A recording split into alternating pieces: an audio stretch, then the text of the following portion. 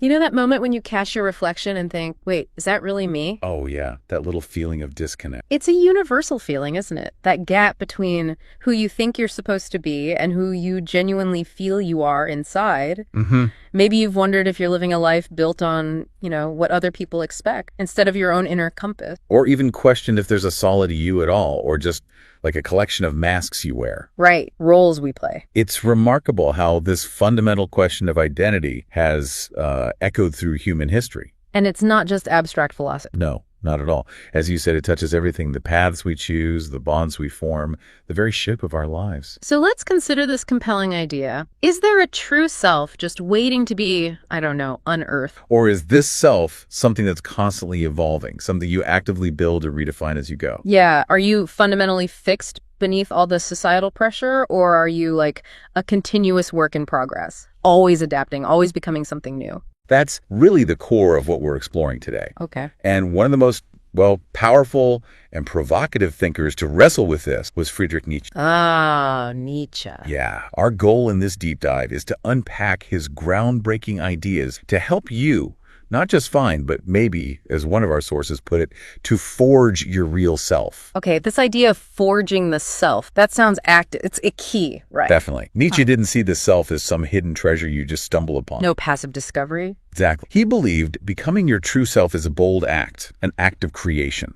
So it involves actively pushing back against what society expects, confronting fears. And constantly stretching beyond your comfort zone. Yes. Wow, okay. And this immediately puts a significant challenge, but also, I think, a powerful opportunity right in your hands. Responsibility, then. Absolutely. Nietzsche's perspective, as the source highlights, places the responsibility for who you are squarely on your own shoulders. Yeah. He didn't offer easy answers, No quick fixes here. Not at all. But rather a set of potent ideas designed to empower more authentic, maybe more fearless living. So throughout this deep dive, we'll see how his philosophy can shift your perspective. We'll unpack the will to power, for instance. Right, how that inner drive for growth is central to personal evolution. And we'll also examine his critique of conventional morality, how those societal pressures can sometimes obscure your true desires, your potential. And connecting this to the bigger picture, things like self-overcoming. Exact. And that intriguing idea of the Übermensch.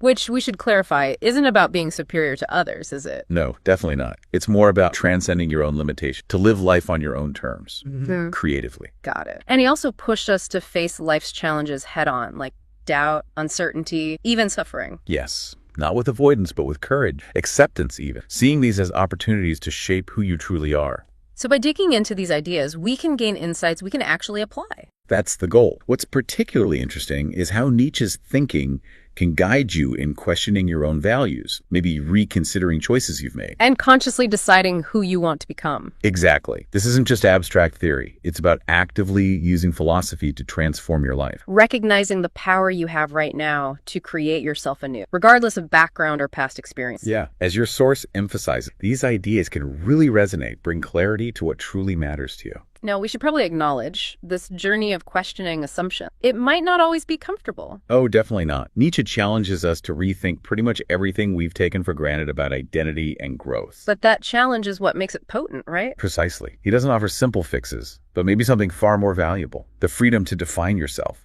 to create a life that truly reflects who you are. Okay, so to really grasp Nietzsche's radical ideas about identity, maybe we should briefly look at his life, the experiences that shaped him. Good idea. Born in 1844, he faced significant loss early on. His father, a minister, died when Nietzsche was only 5. Wow, that's young. Very. Left him and his sister, raised by their mother and grandma. And interestingly, despite that religious upbringing, He later rejected it. he questioned it deeply and ultimately moved away from traditional belief. These early encounters with loss and then questioning established norms were really crucial in shaping his philosophical voice. A voice that constantly challenged conventional wisdom. Exactly. About life, morality, identity, the big stuff. He was known for being brilliant, though, even early on. Oh, absolutely. A brilliant student, fascinated by ancient Greek culture, excelled in classical philology, became a professor at Basel University quite young. But he felt like an outsider. Often, yes. His ideas were just too unconventional for many, which led to a degree of isolation. And during this time, he encountered Schopenhauer's work. He did. Schopenhauer's philosophy, which saw life as inherently full of suffering and advocated detachment, initially influenced him quite a bit. But Nietzsche didn't stick with that pessimism. No. He admired Schopenhauer's honesty about life's difficult, but his own thinking evolved. Instead of detachment, Nietzsche came to embrace life fully, difficulties and all.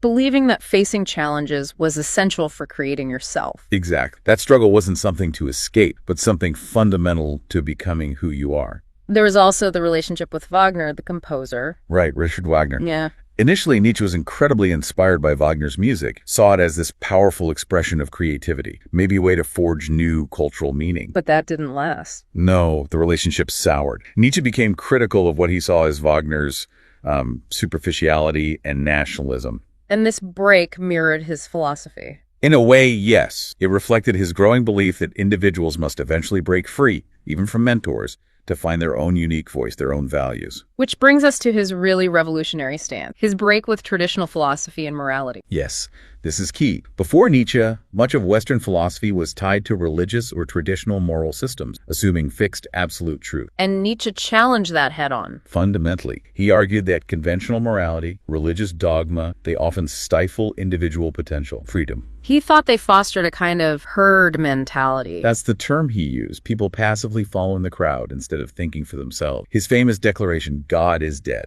Which wasn't just about declining religious belief, was it? No, it was deeper.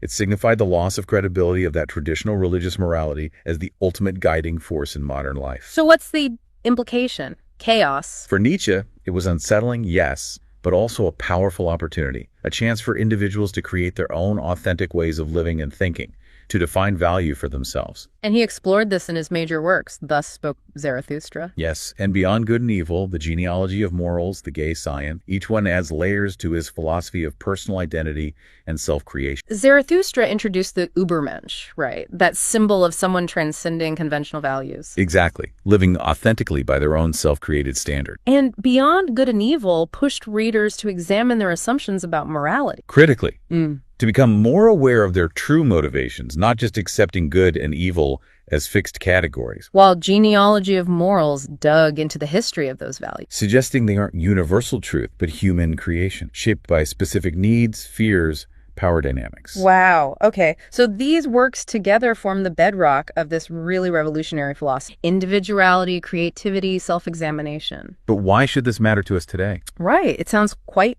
academic. Well, interestingly, his influence on modern thinking is profound, especially around authenticity, self-help, personal development ideas we grapple with constantly now. We're always hearing, be yourself, find your meaning. Exactly. Yet Nietzsche was one of the first to argue there isn't a single, predefined, true self waiting out there. Instead, your real self is something you actively create through your choices, your actions, day by day. The key takeaway here is how strikingly modern and practical his thought actually is. He anticipated so many concepts in psychology and personal growth. Like taking responsibility, overcoming obstacles, pushing past fears. Deliberately shaping the person you want to become. Yes. His questions really push you, don't they? Are you living authentically or just pleasing others? Are you hiding desires out of fear? Are you willing to face criticism to be who you truly want to be? These are tough questions. But facing them fosters self-awareness, courage. That's the idea. It makes his philosophy incredibly relevant today, especially with social media pressures constantly telling us how to fit in. So remember, Nietzsche's own life had hardship, but he used it. He transformed struggles into insight, and his philosophy suggests you can do the same. Navigate your own challenges. Actively, courageously create your identity day by day. Exactly. Understanding his life and core ideas gives us tools for our own journey, forging our own path. Okay, so let's get into one of his most discussed ideas, the will to power. Right.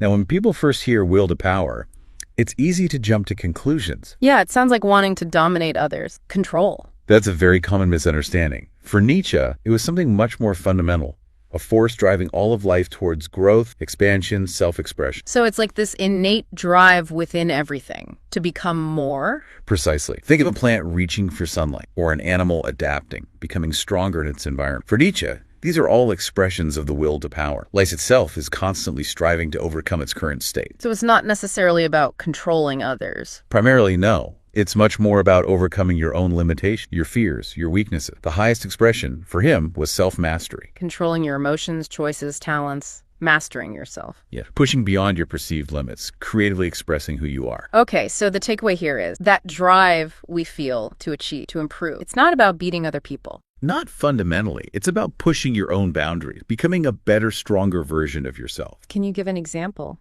Well, think about a student struggling with, say, math. Their determination to grapple with it, understand it, eventually master it, that embodies the will to power as self-overcoming. Or maybe an entrepreneur, facing all the fear and challenges to build something new.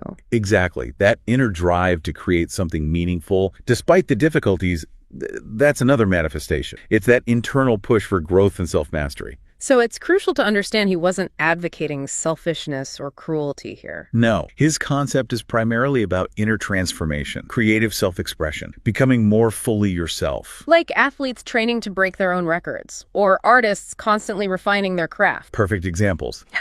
Their main competition is with themselves, isn't it? It's that internal ambition, that relentless hunger to grow, that's central to an authentic life, according. And the will to power is also about courage, facing life's challenge. Yes. Facing them head on. He wants you to be an active creator of your life, seeing obstacles not just as roadblocks, but as opportunities for growth, for strengthening yourself. Okay, so the core insight is the will to power is about becoming the fullest, strongest, most authentic version of yourself. Through courage, continuous growth, creative self-expression, harnessing your inner power for personal transformation. Right. Now, let's shift to his views on morality, which can be provocative. Definitely. Nietzsche believed that most people simply accept moral beliefs without much critical thought. They follow the rules set by society, family, religion. What he called herd morality. Exactly. And the key takeaway here is that this kind of morality, often based on fitting in and seeking approval, can actually lead to a disconnect from your true self. It can hinder authentic freedom. He made that distinction, didn't he, between slave morality and master morality? Yes. Slave morality, he argued, was developed by those who felt powerless. It emphasizes things like humility, obedience, kindness, and often labels strength or independence as evil. Whereas master morality was created, he thought, by the powerful, the confident. It values things like bravery, creativity, independence, strength, self-confidence. And Nietzsche admired aspects of master morality, not for domination, though. Right. Not because he wanted people to dominate others, but because he felt it allowed individuals to define themselves and their values more freely based on their own strength and will. Think about societal pressures around careers that push towards medicine or law, maybe even if your passion is art. Or family traditions, cultural expectations. Have you ever stopped to really question those pressures in your own life or just sort of gone along? It's a confronting question. It is. And this leads to his concept of the free spirit. Someone who has the courage to think independently. Yes, to question deeply held belief, to critically examine the values they live by, not necessarily rejecting everything, but looking close. So being a free spirit means bravely asking yourself, where did this belief come from? My parents' side. Does it truly align with my inner? Exactly. Maybe questioning a strict religious upbringing you inherited, or challenging long-held family expectations about your career path. These are acts of choosing authenticity over just following along. But it's not about just rejecting things randomly or becoming self. No, not at all. It's not about rebellion for rebellion's sake or becoming isolated. It's about conscious, thoughtful examination, choosing the rules and morals that genuinely reflect your authentic self. So a thoughtful balance, living authentically, but not just dismissing values because society holds them, making conscious choices. Precisely. The core insight is that Nietzsche's goal was genuine authenticity. And that comes from consciously choosing values that reflect your real inner self, living deliberately, thoughtfully, creatively. Unquestioned morality can get in the way of self-understanding. And this feels incredibly relevant today, right? With social media constantly showing us how to fit in, what to value. Absolutely. Nietzsche's challenge is potent. Resist the herd mentality. Embrace the courage to become yourself by questioning beliefs and thoughtfully choosing the values that forge your unique identity. Becoming a true free spirit. That's the aim. Which brings us nicely to another vital concept, self-overcoming. Self-overcoming. That sounds like continuously challenging yourself, stepping beyond who you used to be. Exactly that. Constantly growing. Staying static, for Nietzsche, prevents true self-discovery. You have to keep pushing. So it involves consciously confronting limitations, habits, fears, even just comfortable routines. Yes. Seeing them not as walls, but as opportunities for growth. Think of it like climbing a mountain. Each step upwards requires effort, overcomes a previous limitation, makes you strong. And this is closely linked to the Übermensch idea. Very closely. And again, let's clarify. The Übermensch isn't about having superpowers or being a separate species. Right. It's an ideal of human potential. Yes. Someone who courageously rises above conventional values, conventional ways of being, to create their own meaning, their own values, their own purpose, passionately and creative, without blindly following the crowd. They see life as a canvas for creative expression and self-transformation. Beautifully put. Boldly inventing new ways of seeing the world, new ways of living, based on their inner desires and strength. Okay, how does this translate to everyday life? It sounds quite grand. It can be applied in very practical way. Think about overcoming a common fear, like public speaking, taking small, gradual steps to face it. That embodies self-overcoming. Absolutely. Or learning a difficult new skill, music, a sport, a language. The perseverance, the self-discipline you develop, pushing past frustration. You're redefining yourself as someone capable of that growth. It sounds a bit like self-actualization in modern psychology. There are strong parallels. Fulfilling your potential by constantly challenging yourself. You see echoes in self-help ideas about stepping outside your comfort zone. And we see examples in culture. Athletes, artists, entrepreneurs who overcame huge adversity. Yes, they harness that power of self-overcoming to create something extraordinary, something authentic. They mirror that Übermensch ideal of creating new value through courage and determination. But self-overcoming isn't just about external skills, right? It's internal too. Critically so. It's also about examining your own limiting beliefs and values. Things like,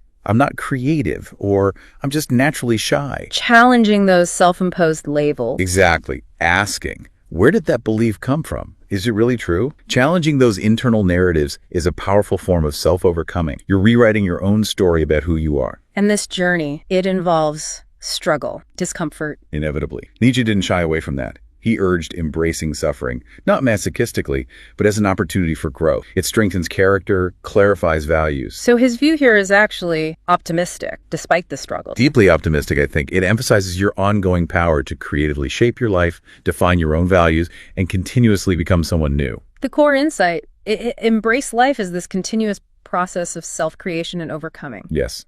Which leads us to how we face the big existential questions. Right, those questions about meaning, purpose, the inherent uncertainty of life. Nietzsche believed confronting these courageously is crucial. Absolutely crucial. He argued that feelings like anxiety, uncertainty, even a sense of meaninglessness, they aren't problems to be avoided or cured. But experiences that can lead to deeper self-understanding. Exactly. By confronting them, you realize your freedom to shape your own meaning and purpose. This sounds like other existentialists too.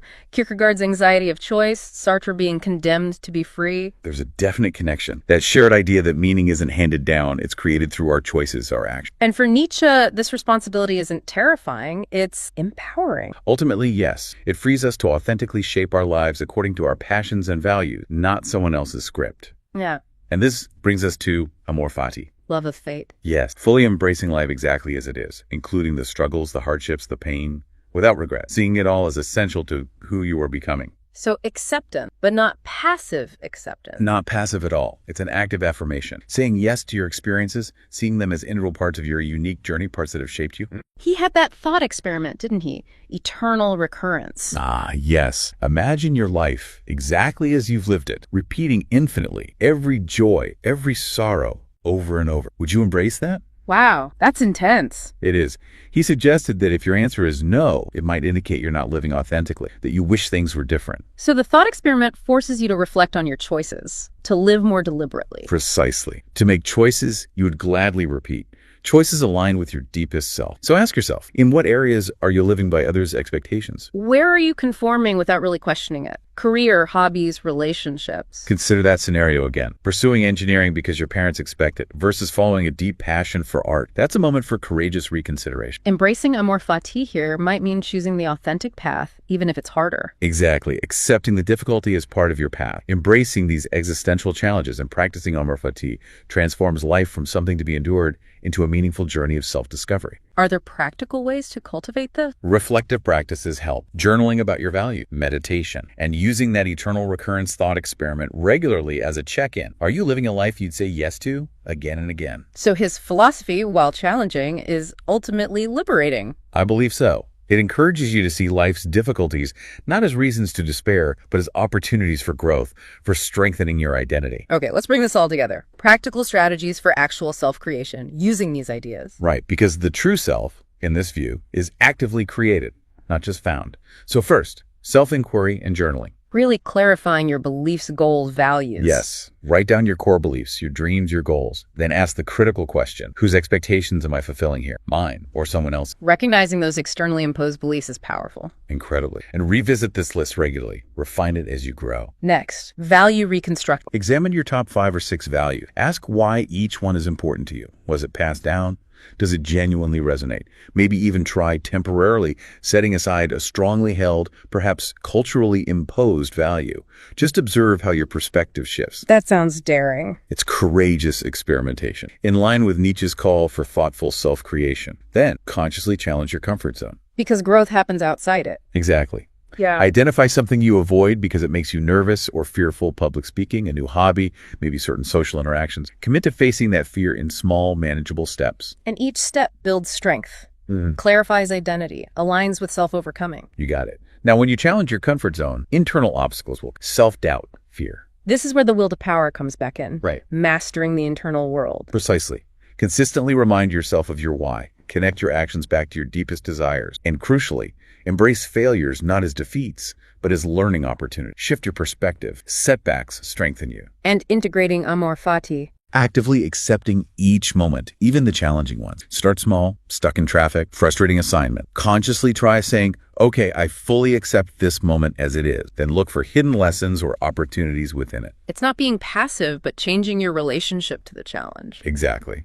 It builds a powerful mindset shift. And finally, adopt a long-term perspective. Identity isn't a weekend project.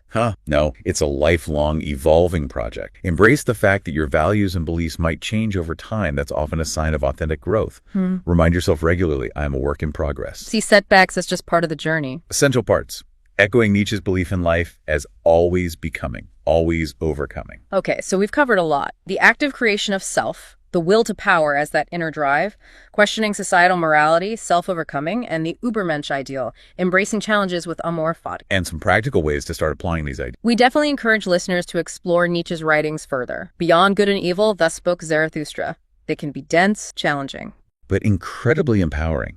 They offer profound insights into living more boldly, more authentically. And maybe try engaging with these ideas practically. Regular journaling, reflecting on what resonates, what challenges your belief. And actively applying the insights, even in small ways, to your daily life. Remember, Nietzsche's message, despite its intensity, is ultimately optimistic and empowering. Your identity is yours to create, moment by moment, choice by choice. That's what makes life meaningful, potentially extraordinary. This path demands courage, honesty, persistence. It's not easy. But it's a profoundly rewarding, ongoing process of becoming. So the final thought maybe is, never settle for a merely comfortable life. Bravely create your own meaning, pursue your passions, challenge your limits. And continuously discover who you are capable of becoming. Your journey, your self-creation has just begun. Nietzsche's insights can continue to guide and inspire you to actively and passionately bring your true self to life.